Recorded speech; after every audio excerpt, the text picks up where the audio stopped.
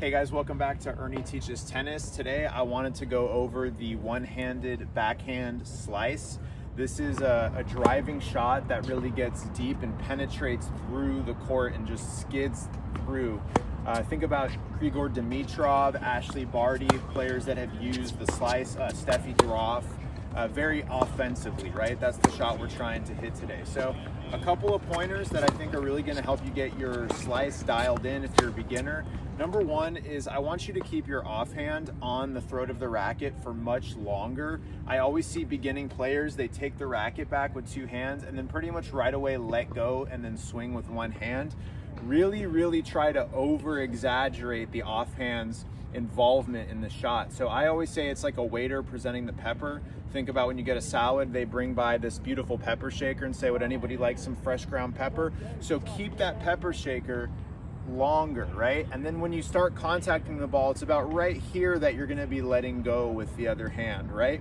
Now again, this is an over exaggeration, but I just want you to think about that until it becomes a little bit more tight and a little bit more connected, right? So that's the first step, is keep the offhand on the throat of the racket for longer. So if I'm passing through, I'm going here with two hands and then I'm letting go about right before the racket gets to my hip with that one hand, and then I'm slicing under and scooping under.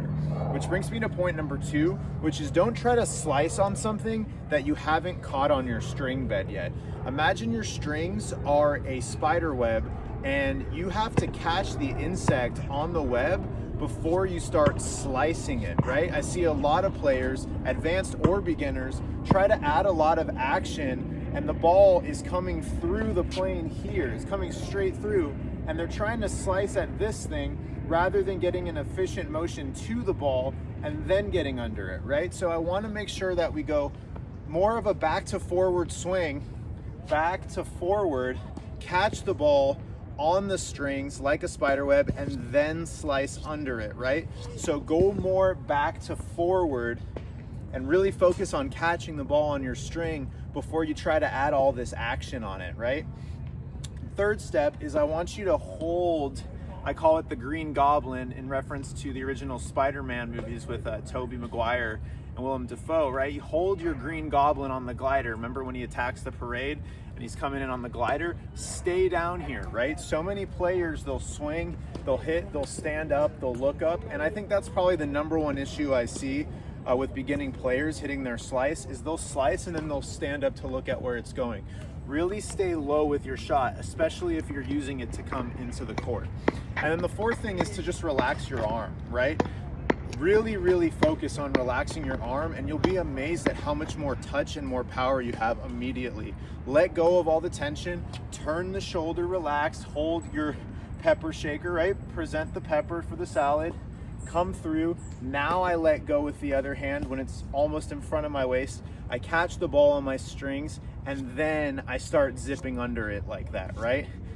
So those steps I hope are gonna help you hit a better one-handed drive slice like this.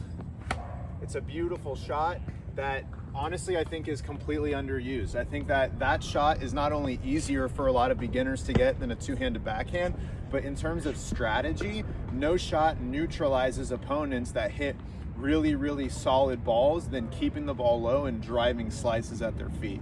Just as a bonus, I wanted to give you a really quick drill to help you unlock that backhand slice. This was given to me by a mentor of mine, Susan Nardi, and I was just shocked at how easy it was for people to figure out the slice after this. And what you do is you come to the net and you hit a couple of backhand volleys. Normally, right? Just normal backhand volleys, hitting them out of the air, and then just back up 5 feet and start hitting the same exact motion, but off the bounce. Boom. Now all of a sudden you have your backhand slice.